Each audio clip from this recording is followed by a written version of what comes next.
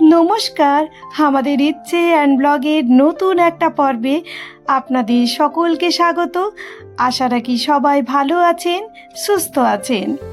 এর আগের ভিডিওতেই আমি আপনাদের সাথে শেয়ার করেছি আমার ভাইয়ের বিয়ে। সেই উপলক্ষে আমরা এখন এসেছি পুরুলিয়ায় গ্রামের বাড়ি।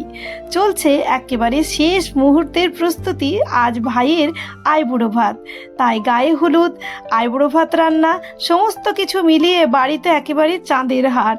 সকলের মুখে একটা দারুণ হাসি, সকলেই যেন মুখিয়ে আছি। প্রচুর আড্ডা গল্প জমে আছে, একে অপরের সাথে সেগুলো বিনিময় করতে হবে। আর সকাল সকাল সিঁদুর টিন্দুর মেখে আমাদের অবস্থা যা হয়েছিল তা বলার অপেক্ষা রাখে না। এখন এইবার শুরু হবে গায়ে হলুদের প্রস্তুতি, তারই চলছে শেষ মুহূর্তের প্রস্তুতি। মুখ ফুক পরিষ্কার করে নিয়েছি, ড্রেসটাও চেঞ্জ করে নিয়েছি, যেহেতু সিঁদুরে প্রচুর একেবারে লেগে গেছিলো চারদিকে মুখে ফুকে। এইবার স্নান করব, তারপর চলে আসবো ওই রান্না করার জন্য তাড়াতাড়ি করে, কেননা রান্না তাড়াতাড়ি বসাতে হবে, নাহলে অনেকটা লেট হয়ে যাবে। স্নান টান করে এই যে একেবারেই রেডি হয়ে গেছি আমি। আর আমার সাথে এই যে রান্না করবে, মানে মেন রান্না যে করবে সে হচ্ছে এই বৌদি। এই বৌদিটি আমাদের ভীষণ মিষ্টি, জানেন তো, আর ভীষণ কাজ করতে ভালোবাসে। আর এই যে আমার কাকু, এদিকে তত্ত্ব, যেগুলো গায়ে হলুদের তত্ত্ব যাবে সেগুলো সাজিয়ে রাখা হয়েছে। আমরাও সবজি টবজি কাটতে বসে পড়েছি।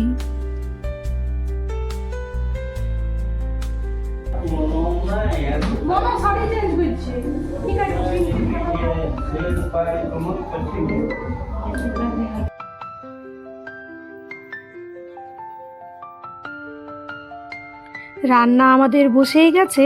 আর এই যে মামিমা গায়ে হলুদের জন্য হলুদটাও রেডি করতে শুরু করে দিয়েছে। ওদিকে মঞ্চে শুরু হয়েছে, মানে গায়ে হলুদের ওখানটাতে শুরু হয়েছে ফটো তোলার হিড়িক। আমরা মাঝে মাঝে গিয়ে দেখে আসছিলাম, কেননা রান্নাটা ছিল তো তাই।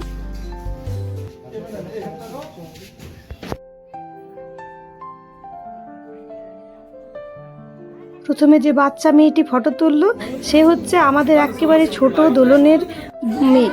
আর তারপর এই যে দাদা বৌদি সব বোনেরা, আর এদিকে আমাদের হলুদটাও বাটা হয়ে গেছে। এর মধ্যে ধান দুর্বা আর অনেক কিছু দিতে হয়, সেই সমস্ত কিছু মিলিয়ে এই হলুদটা মাখানোর পর যায় বরের থেকে কনের বাড়ি। তাই তাড়াতাড়ি করে সমস্ত কিছু করার চেষ্টা চলছে।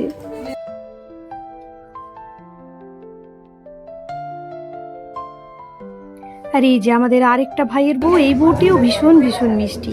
এদিকে আমাদের রান্নাও ধীরে ধীরে এগিয়ে যাচ্ছে। এখন আমি পায়েসের মধ্যে চালটাকে দিয়ে দিচ্ছি।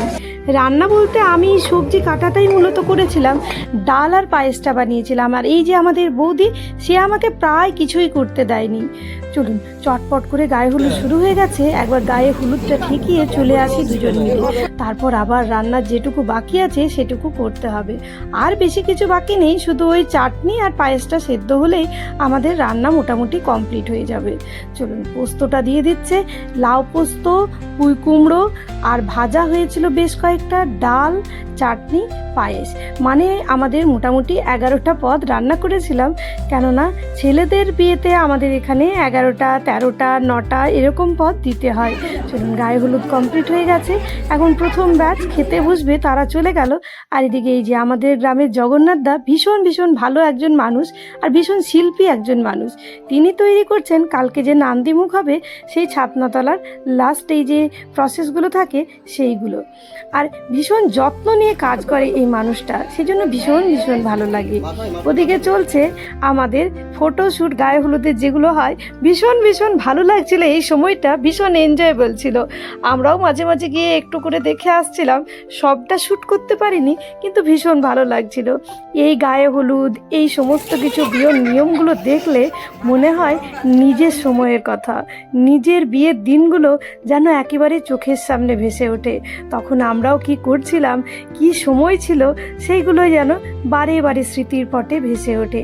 চলুন দেখতে দেখতে বেলা হয়ে গেছে, আর এদিকে আমাদের রান্না কমপ্লিট হয়ে গেছে।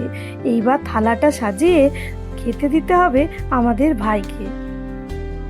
এই হচ্ছে লাস্ট আইবুড়ো ভাত, মানে এটাই হচ্ছে লাস্ট আইবুড়ো অবস্থায় খাবার খাওয়া, তাই এর নাম আইবুড়ো ভাত। দুধ দিয়ে হাত ধুয়ে এই যে খাবার শেষ হবে, এরপর একেবারে কালকে রাত্রেবেলায় ভাত খেতে পাবে বর বা কনে। চলুন দেখুন কি সুন্দর লাগছে আজকে আমাদের ভাইটাকে। ফটোশ্যুটের সময় এত সুন্দর, একে তো টকটকে ফর্সা সাহেবদের মতন গায়ের রং, তারপর এই যে কপালে চন্দনের ফোঁটা, এই সব মিলিয়ে যেন চোখ ফেরানো যাচ্ছিল না। ভালো থাকুক আমাদের ভাই, আর যে সহধর্মিণী আসছে তার সাথে সুখে শান্তিতে সংসার করুক একেবারে যুগ যুগান্ত জুড়ে। ভালো থাকবেন সবাই। ব্লগটা আজকে এখানেই শেষ করছি, আর নতুন ব্লগে আপনাদের সাথে দেখা হবে। ধন্যবাদ।